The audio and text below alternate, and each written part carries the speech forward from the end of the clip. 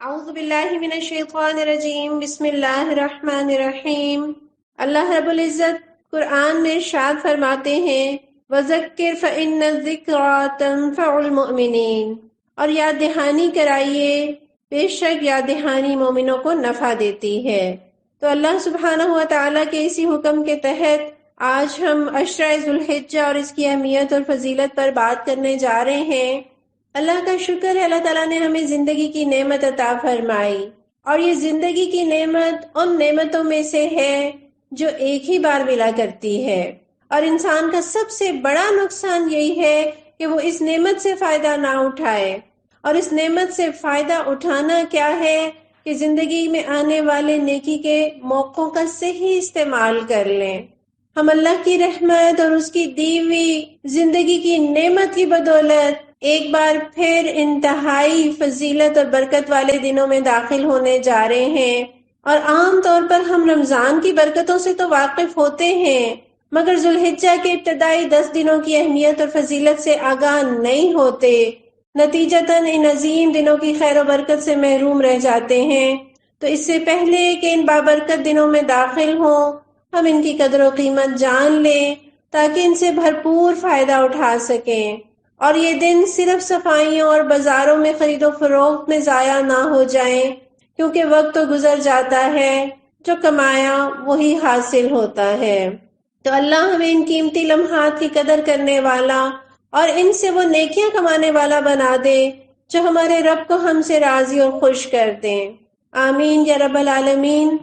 تو ہم دیکھتے ہیں کہ ذوالحجہ کا مہینہ اسلامی سال کا 12واں اور آخری مہینہ ہے، جس کے اختتام پر اسلامی سال بھی مکمل ہو جاتا ہے، اور ذوالحجہ کا مہینہ تو ان 4 مہینوں میں بھی شامل ہے جو عظمت و حرمت کے مہینے ہیں، اور تمام انبیاء کی شریعتیں اس بات پر متفق رہی ہیں کہ ان 4 مہینوں میں ہر عبادت کا ثواب بڑھ جاتا ہے، اور ان میں گناہ کا وبال بھی زیادہ ہوتا ہے۔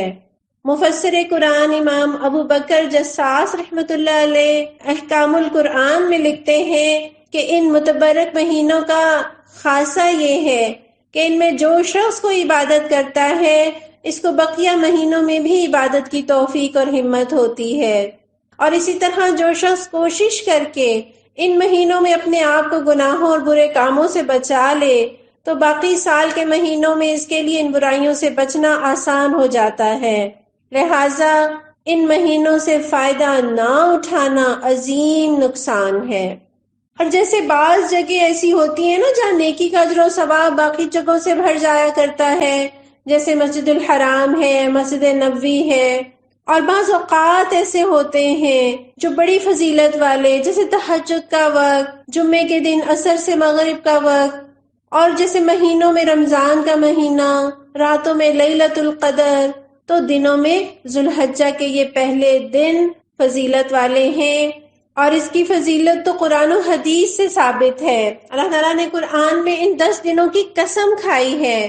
سورہ فجر میں اللہ تعالیٰ ارشاد فرماتے ہیں والفجر ولیال عشر والشفع والوتر، قسم ہے فجر کی اور 10 راتوں کی اور جفت اور طاق کی۔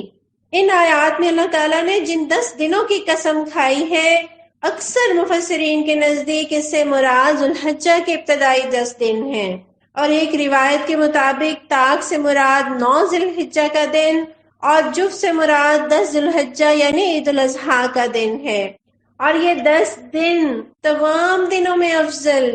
کسی نے امام ابن تیمیہ سے پوچھا کہ رمضان کے آخری عشرے کی بڑی فضیلت ہے کہ لیلۃ القدر بھی اس میں داخل ہے، تو کیا یہ دن زیادہ افضل ہے یا رمضان کا آخری عشرہ؟ تو انہوں نے فرمایا کہ دنوں کے اعتبار سے ذوالحجہ کے پہلے 10 دن افضل ہیں، اور راتوں کے اعتبار سے رمضان کے آخری عشرے کی راتیں افضل ہیں۔ تو میں اور آپ اندازہ لگا لیں کہ ہم کتنے برکتوں والے دنوں میں داخل ہونے جا رہے ہیں، اور ان 10 دنوں میں کیے جانے والے نیک اعمال اللہ کو باقی دنوں کی نسبت بہت محبوب ہیں۔ اللہ کے نبی صلی اللہ علیہ وسلم فرماتے ہیں کسی بھی دن کیا ہوا عمل اللہ کو ان 10 دنوں میں کیے ہوئے عمل سے زیادہ محبوب نہیں۔ صحابہ نے پوچھا، اے اللہ کے رسول صلی اللہ علیہ وسلم، جہاد فی سبیل اللہ بھی نہیں؟ آپ نے فرمایا، جہاد فی سبیل اللہ بھی نہیں، ہاں مگر وہ شخص جو اپنی جان اور مال کے ساتھ نکلے اور کچھ واپس لے کر نہ آئے۔ یہ ابو داؤد کی حدیث ہے۔ اس قدر فضیلت کہ جہاد سے بھی بڑھ کر یہ کیسے؟ علامہ ابن حجر فرماتے ہیں کہ اللہ تعالیٰ نے عشرہ ذوالحجہ کو اس لیے فضیلت اور شان و شوکت عطا کی ہے کہ یہ وہ دن ہے جس میں ساری عبادتیں ایک ساتھ مل جاتی ہیں، نماز بھی، روزہ بھی، صدقہ اور قربانی بھی، اور حج جیسا ایک عظیم رکن، یہ بھی انہی دنوں میں آتا ہے۔ جیسا کہ رمضان کی فضیلت کا ایک خاص سبب کیا ہے کہ ہم اسلام کا ایک اہم رکن اور فریضہ روزہ اس میں ادا کرتے ہیں، جبکہ ذوالحجہ میں نماز اور روزے کے ساتھ ساتھ اسلام کا ایک اور اہم ستون اور فریضہ یعنی حج اس میں ادا کیا جاتا ہے، اور مالی انفاق اور صدقہ قربانی کی شکل میں ادا کیا جاتا ہے۔ یہی وجہ ہے کہ اس عشرے کی اہمیت اور فضیلت باقی دنوں سے بڑھ جاتی ہے۔ سب سے پہلے کیا کریں کہ اہتمام سے ذوالحجہ کا چاند دیکھیں اور دعا مانگیں، اللہم اہلہ علینا بالامن والایمان والسلامت والاسلام والتوفیق لما تحب وترضى ربنا وربک اللہ۔ کیا مطلب ہے اس دعا کا؟ اے اللہ، اس چاند کو ہم پر امن و ایمان، سلامتی اور اسلام اور ایسے کاموں کی توفیق کے ساتھ طلوع کر جن کو تو پسند کرتا ہے، جن سے تو راضی ہوتا ہے، اور اے چاند، تیرا اور ہمارا پروردگار صرف اللہ ہی ہے۔ کتنی خوبصورت دعا ہے۔ مومن صرف اپنے لیے امن اور اسلام نہیں چاہتا بلکہ سب کے لیے چاہتا ہے، اور ہر آنے والے مہینے میں وہ رب سے نیکیوں کی توفیق مانگتا ہے۔ اور جب ہم اس نقطے پر غور کرتے ہیں نا کہ برکتوں والے دن ہیں، نیکیوں کا موسم ہے، اور ان دنوں کی نیکی اللہ کو بڑی محبوب ہے، تو پہلی سوچ آتی ہے کہ نوافل زیادہ کر لیتے ہیں۔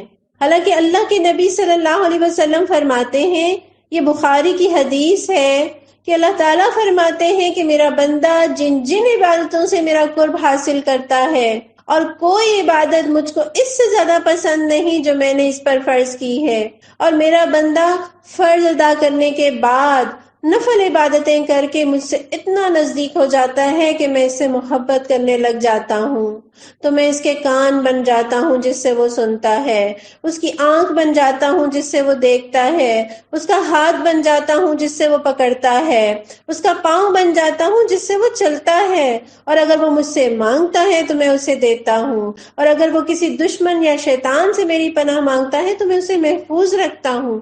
تو گویا اللہ کا قرب پانا چاہتے ہیں، اللہ کا پیارا بننا چاہتے ہیں، تو پہلے فرائض کو فوکس کرنا ہوگا۔ فرائض سے غافل ہو کر نوافل کے لیے محنت کرنا یہ کوئی دانش مندی نہیں، اور اضافی نوافل سے بہتر ہے کہ اپنے فرائض کی کوالٹی کو بہتر بنائیں اور گناہوں سے حتی الامکان اپنے دامن کو بچائیں۔ جبکہ شیطان کی چال کیا ہے کہ وہ ہمیں فرائض سے غافل اور گناہوں میں مبتلا کرنے کی کوشش کرتا ہے۔ اور فرائض میں پہلی چیز کیا ہے؟ نماز۔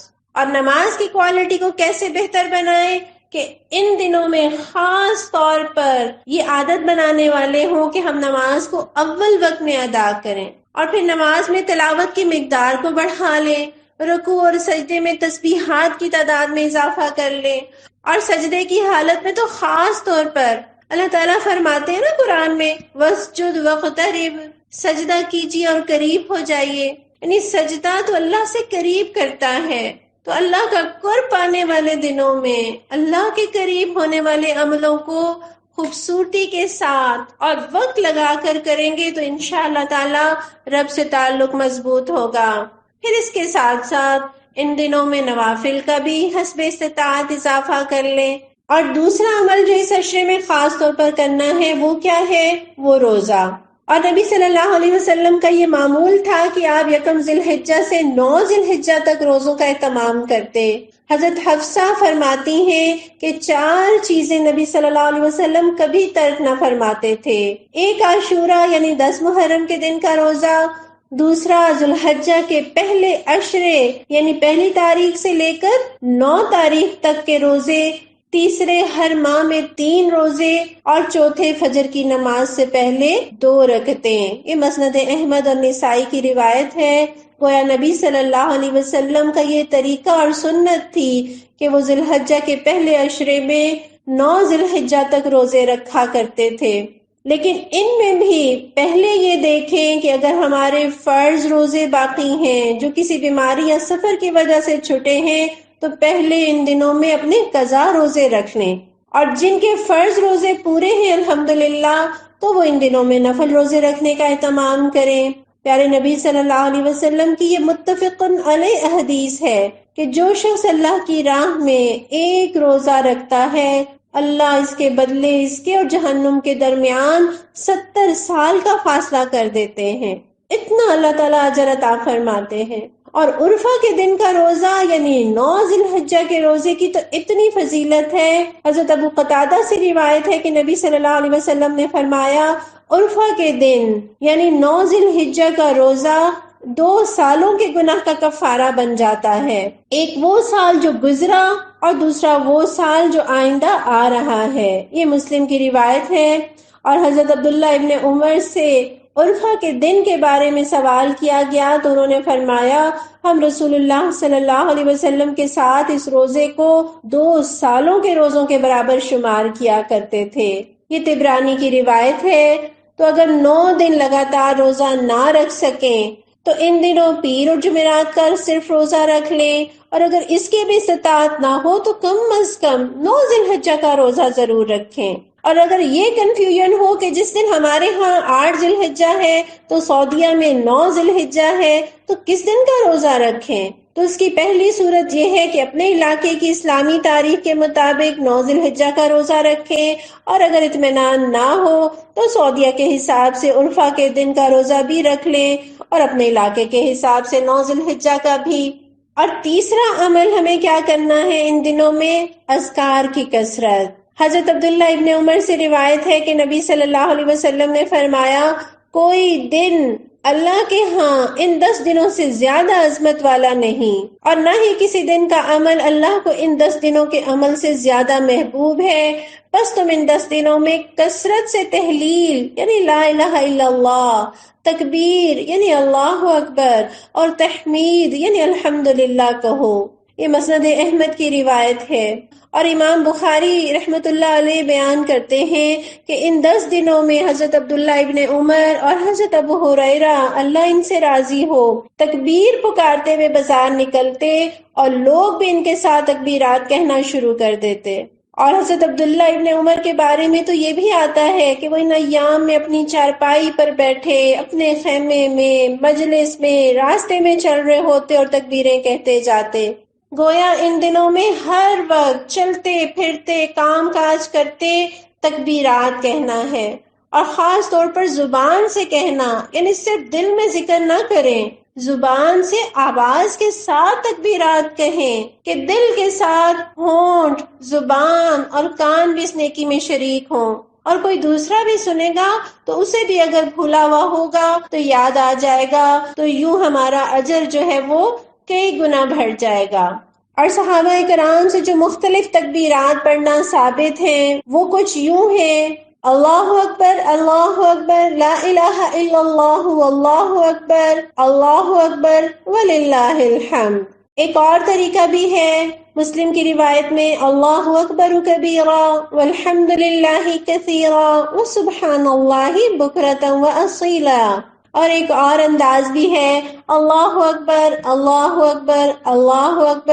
لا الہ الا اللہ وحدہ لا شریک لہ لہ الملک ولہ الحمد وہو علی کل شیء قدیر۔ ان تکبیرات کی یا ان سے ملتے جلتے کچھ اور الفاظ اور اذکار بھی کیے جا سکتے ہیں، اور کیسے ہمیں یہ تکبیرات یاد رہیں اس کے لیے ہم بہت سارے طریقے اپنا سکتے ہیں۔ اس میں سے ایک طریقہ یہ ہے کہ ان دنوں کے آنے سے پہلے تکبیرات کو لکھ کر ہم اپنے گھر کے نمایاں مقامات پر لگا دیں۔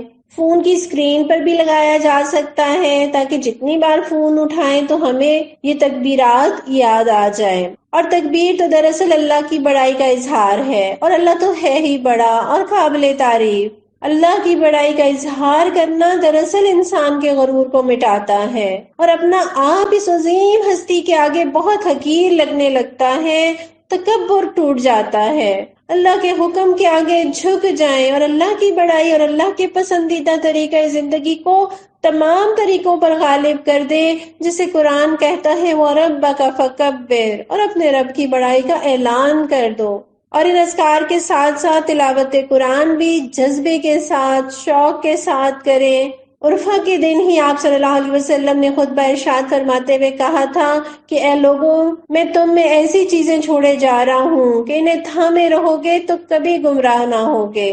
وہ کون سی دو چیزیں ہیں؟ ایک اللہ کا قرآن اور دوسرا نبی صلی اللہ علیہ وسلم کی سنت۔ تو خاص طور پر ان دنوں سے اپنی عادت کو پختہ کر لیں، خوب خوب قرآن کی تلاوت کریں۔ چوتھا عمل جو ہم کر سکتے ہیں، کثرت سے دعائیں اور استغفار۔ پیارے نبی فرماتے ہیں سب سے بہتر دعا عرفہ والے دن کی دعا ہے۔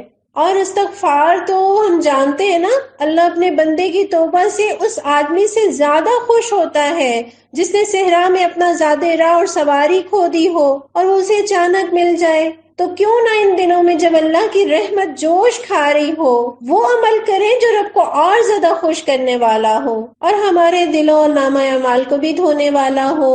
اور عرفے کے دن کے بارے میں تو آتا ہے، پیارے نبی فرماتے ہیں کہ عرفے کے علاوہ کوئی دن ایسا نہیں جس میں اللہ کثرت سے بندوں کو آگ سے آزاد کرے۔ اس روز اللہ اپنے بندوں کے بہت قریب ہوتا ہے اور فرشتوں کے سامنے ان کی وجہ سے فخر کرتا ہے اور فرشتوں سے پوچھتا ہے کہ یہ لوگ مجھ سے کیا چاہتے ہیں۔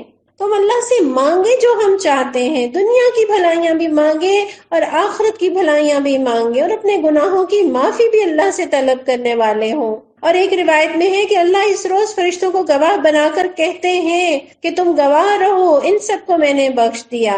اور فرشتے کہتے ہیں کہ ان میں فلاں شخص گناہگار ہے، اللہ تعالیٰ فرماتے ہیں میں نے ان سب کو معاف کر دیا۔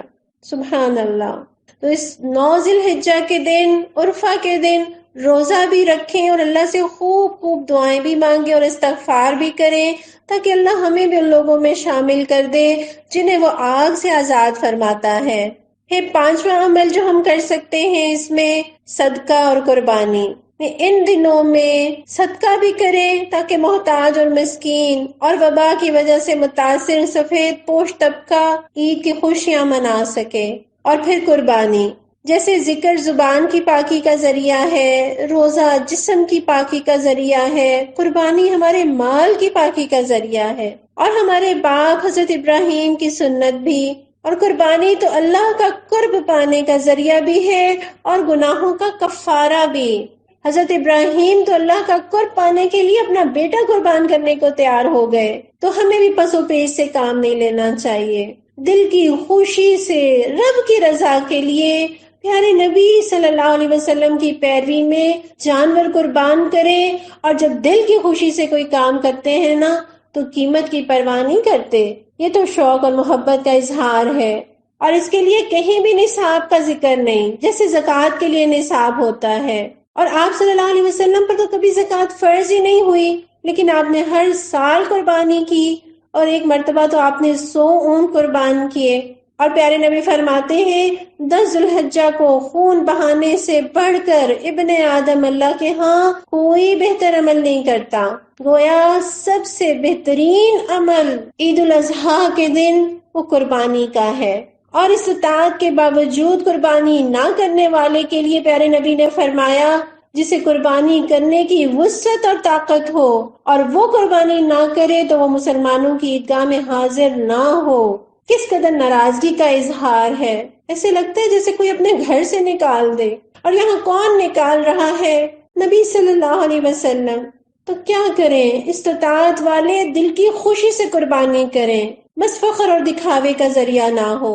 حضرت عطا بن یسار سے روایت ہے کہ میں نے حضرت ابو ایوب سے پوچھا کہ رسول صلی اللہ علیہ وسلم کے زمانے میں لوگ قربانیاں کیسے کیا کرتے تھے؟ تو انہوں نے فرمایا آدمی اپنی طرف سے اور اپنے گھر والوں کی طرف سے قربانی دیا کرتا تھا، اس سے وہ خود بھی کھاتے اور کھلاتے بھی تھے۔ پھر لوگ فخر کرنے لگے اور نوبت یہاں تک پہنچی جو تم دیکھ رہے ہو۔ لہٰذا قربانی صرف اللہ کی رضا پانے کے لیے، جسے اللہ تعالیٰ فرماتے ہیں نا فَصَلِّ لِرَبِّكَ وَانْحَرْ، کہ بس اپنے رب کے لیے نماز پڑھیے اور قربانی کیجیے۔ اور قربانی صرف جانور کی نہیں، اللہ کی خاطر اپنے خواہشات کی، اپنے وقت کی، اپنی نیند کی، اپنی انا کی، اپنے مال کی قربانیاں دینے کا بھی جذبہ پیدا کریں۔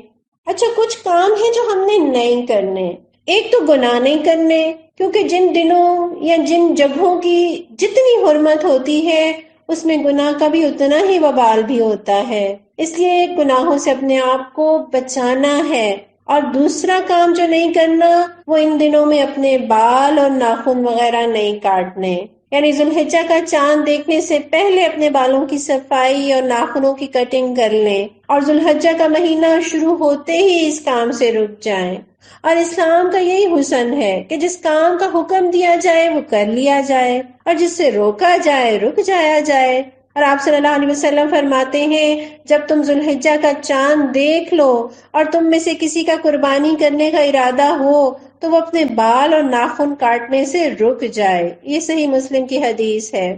اور اس کی فضیلت کتنی ہے وہ ابو داؤد کے اندر درج اس واقعے سے پتہ چلتی ہے کہ ایک صحابی تھے، انہوں نے نبی صلی اللہ علیہ وسلم سے کہا اللہ کے رسول، اگر میرے پاس جانور نہ ہو کہ میں اسے قربان کروں، کسی شخص نے مجھے بکری دی ہے جس کا دودھ پیتا ہوں اور اسی پر گزارا کرتا ہوں، کیا میں اس کی قربانی کر دوں؟ تو آپ نے فرمایا نہیں، لیکن تم نماز کے بعد اپنے ناخنوں، بالوں اور مونچھوں کو تراش لو اور زیر ناک بالوں کو صاف کر لو، تمہیں پوری قربانی کا ثواب مل جائے گا۔ کتنا فضیلت والا عمل ہے! یعنی قربانی نہ کر سکنے والے اس کام سے رک کر اپنے آپ کو کتنے بڑے اجر و ثواب کا مستحق بنا سکتے ہیں، اور قربانی کرنے والے بھی جب اس کام کو کریں گے تو انشاءاللہ تعالی ان کا اجر کس قدر بڑھ جائے گا۔ اور ان حالات میں جبکہ وبا کی وجہ سے حج صرف مخصوص مقامی افراد ہی ادا کر سکیں گے، اور خاص طور پر وہ لوگ جو کئی سالوں سے حج کے لیے پیسہ جمع کر رہے تھے اور حج کے لیے قرآن اندازی میں حصہ لے رہے تھے اور طویل انتظار کے بعد ان کا حج کے لیے نام آیا لیکن اس صورتحال کے باعث حج کے لیے نہ جا سکے، یقیناً دل غمزدہ ہیں، دکھی ہیں۔ ایسے میں وہ بھی اور ہم سب بھی ان نیکیوں کے مواقع کو جو ہمیں میسر ہیں ان سے بھرپور فائدہ اٹھانے والے ہوں۔ اور ترمذی کی حدیث ہے کہ جس نے نماز فجر جماعت سے پڑھی پھر بیٹھ کر اللہ کا ذکر کرتا رہا یہاں تک کہ سورج نکل آیا، پھر اس نے 2 رکعتیں پڑھی تو اسے ایک حج اور ایک عمرے کا ثواب ملے گا۔ اور راوی کہتے ہیں آپ نے فرمایا پورا پورا، یعنی حج اور عمرے کا پورا ثواب۔ ہم اللہ کا شکر ادا کرتے ہیں جس نے ہمیں مسلمان بنایا اور ہمیں اتنے قیمتی نیکی کے مواقع عطا کیے، ہمیں زندگی عطا کی، صحت، فرصت، علم اور نیکیوں کا شوق بھی دیا کہ اللہ کی دی ہوئی نعمتوں سے بھرپور فائدہ اٹھانے والے ہوں اور اپنے لیے اتنی نیکیاں جمع کرنے والے ہوں جو قیامت کے دن ہمارے نیکیوں کے پلڑے کو جھکا کر ہمیں خوش و خرم دمکتے چہرے والوں میں شامل کر دے۔ اللہم اجعلنا منہم، اے اللہ تو ہمیں ان لوگوں میں شامل کر دینا، آمین یا رب العالمین۔